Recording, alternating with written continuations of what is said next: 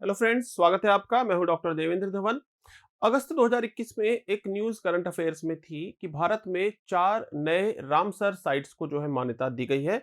तो ये Ramsar sites क्या होती हैं और वो कौन से 4 नए क्षेत्र हैं, इसी के बारे में जो है आज की वीडियो में हम डिस्कस करेंगे। तो सबसे पहली बात तो है कि जो रामसर साइट है ये क्या होती है। आर्द्र भूमियां या वेटलैंड ऐसे क्षेत्र जैसे नदी का तटीय क्षेत्र है या कोई झील है, समुद्र का तटीय क्षेत्र है, तो ऐसे क्षेत्र को हम वेटलैंड कहते हैं। और पर्यावरण की दृष्टि से, जैव विविधता की दृष्टि से ये जो है बहुत ही ज्यादा महत्वपूर्ण होते हैं।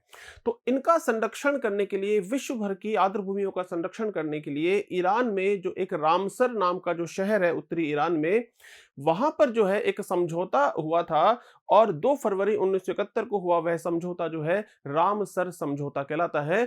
और 2 फरवरी को प्रतिवर्ष जो है, जो हम वेटलैंड डे भी मनाते हैं, मतलब आर्द्र भूमि दिवस। तो इसके अंतर्गत भारत के पहले से ही 42 क्षेत्र जो है शामिल किए हुए थे। 1982 में सबसे पहले जो है भारत में जो जो इस संधि में शामिल होने के बाद भारत में वेटलैंड घोषित हुआ था अंतर्राष्ट्रीय महत्व का। 42 के बाद 4 नए क्षेत्र ये जो ऐड हुए हैं। इनके बाद वर्तमान में भारत में जो रामसर साइट्स हैं, जिन्हें कि हम अंतर्राष्ट्रीय महत्व की आर्द्र भूमियां कहते हैं, उनकी कुल संख्या 46 हो गई है। ये जो 4 नई साइट्स हैं, इनमें से 2 साइट हरियाणा की है। हरियाणा में सुल्तानपुर नेशनल पार्क जो है गुरुग्राम में जो है, और भिंडावास वन्यजीव अभयारण्य जो झील है जो कि झज्जर हरियाणा में है, इन दोनों को रामसर साइट का दर्जा दिया गया है।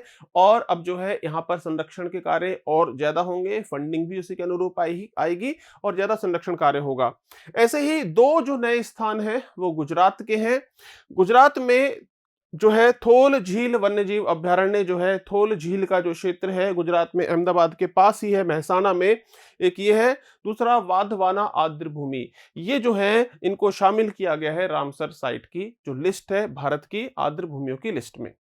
तो अब तो मैंने से आपको बताया कि ये सारा, ये जो 4 नई जो क्षेत्र को शामिल किया गया है इस रामसर साइट की भारत की लिस्ट में, ये हुआ है अगस्त 2021 में। और रामसर समझौते के अंतर्गत इसको जो है किया गया है।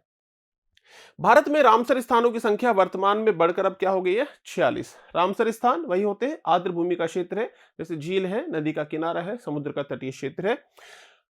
रामसर संधि आर्द्र भूमि के संरक्षण संवर्धन हेतु एक अंतर्राष्ट्रीय संधि है और रामसर शहर में 2 फरवरी 1971 को हुई थी। और उसके बाद से ही विश्व भर में जो है रामसर साइट्स का दर्जा जो दिया जाता है। विश्व भर में 2000 से ज्यादा जो है रामसर साइट्स अभी तक घोषित हो चुकी है। आर्द्र भूमि जो होती है, इनको किडनी ऑफ लैंडस्केप कहा जाता है। किडनी ऑफ लैंडस्केप का मतलब है भूदृश्य के गुर्दे। देखो, हमारे शरीर में जो किडनी होती है वो हमारे शरीर की सफाई करने का कार्य करती है, रक्त का शोधन करती है।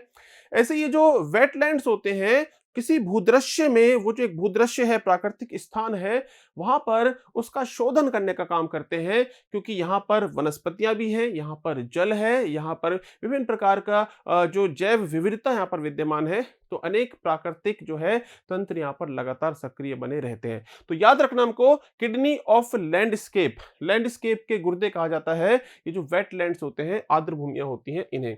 जल के शोधन और जल के रेगुलेशन में इनका महत्वपूर्ण योगदान होता है। जैव विविधता का संरक्षण और पारिस्थितिकी तंत्र का जो विभिन्न घटक है, उनकी जो विभिन्न प्रक्रियाएं हैं, उनके रखरखाव में इनकी भूमिका रहती है। प्रतिवर्ष 2 फरवरी को जो है आर्द्र भूमि दिवस मनाया जाता है।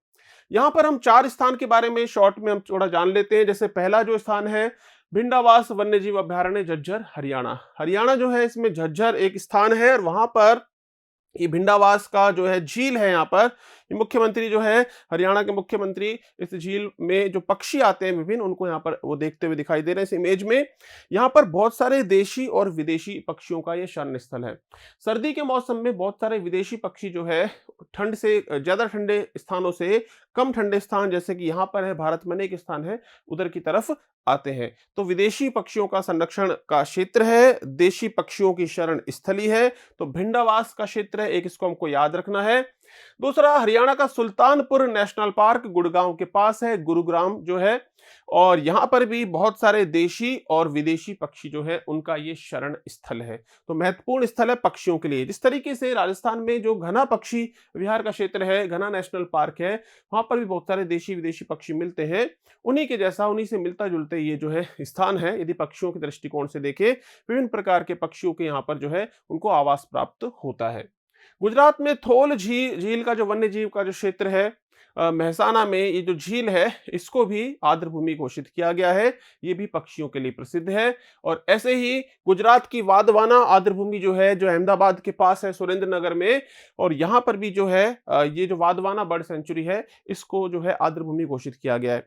ऐसा भी कहा जाता है, जो सर्दी की ऋतु में विभिन्न पक्षी आते हैं, प्रवास जब करते हैं, तो प्रवास मार्ग के दौरान इन आर्द्र भूमियों का जो है वो अपना निवास के लिए प्रयोग करते हैं। जैसे मान लो उनको प्रवास में जैसे 6 माह लगने हैं, तो प्रवास के दौरान कुछ माह इस आर्द्र भूमि में वो अपना गुजारेंगे, कुछ समय किसी दूसरी आर्द्र भूमि में वो अपना गुजारेंगे। तो उनका जो फ्लाईवे है, उनका जो प्रवास का मार्ग है, उसमें भी इन आर्द्र भूमियों की महत्वपूर्ण भूमिका होती है। तो यहाँ पर किसी प्रकार की जो है शिकार की गतिविधियां नहीं होनी चाहिए। यहाँ पर प्रदूषण करने वाला जो है कोई भी उपक्रम नहीं होना चाहिए। तो विभिन्न प्रकार के जो कानूनी वैधानिक जो उपाय है, वो भी यहाँ पर लागू हो जाते हैं, जैसे ही इनको आर्द्र भूमि घोषित किया जाता है। राजस्थान में जो है 2 आर्द्र भूमियां हैं, जिसमें से एक तो जो सांभर झील है, और दूसरी जो है केवलादेव राष्ट्रीय उद्यान या घना नेशनल पार्क भी जिसको हम कहते हैं। तो 2 आर्द्र भूमियां राजस्थान की है, जिनको इस रामसर साइट में शामिल किया गया है। देखो, आर्द्र भूमियां तो बहुत हो सकती हैं, कोई छोटी झील भी अपने आप में आर्द्र भूमि होती है, लेकिन जिनको इस रामसर साइट के अंतर्राष्ट्रीय महत्व की जो है झील में या आर्द्र भूमि में शामिल किया गया है, उन्हीं को फिर है यहाँ पे हमने शामिल किया है। 46 टोटल इंडिया में है, जिसमें से 2 जो है राजस्थान में है, जिसमें सांभर है और केवलादेव राष्ट्रीय उद्यान है। और इसके अलावा जो इस साल का जो वेटलैंड का डे था 2 फरवरी का, उसकी जो थीम थी वो थी वेटलैंड्स एंड वाटर, जल और आर्द्र भूमियां। क्योंकि जो आर्द्र भूमियों के लिए सबसे महत्वपूर्ण जो विषय है वो जल का होता है। अनेक बार क्या होता है कि यदि मान लो जल के आगमन में बाधा उत्पन्न होती है, तो पूरी की पूरी आर्द्र भूमि का जो अस्तित्व है वो संकट में आ सकता है। जैसे कि जो केवलादेव राष्ट्रीय पार्क है, वहां पर भी काफी समय तक काफी ज्यादा जल की समस्याएं विद्यमान रही थी। तो ये थीम जो है ये भी हमें याद रखनी है, ताकि हमारा जो एग्जाम है उसमें यदि इससे रिलेटेड क्वेश्चन आए तो भी हम कर सकें।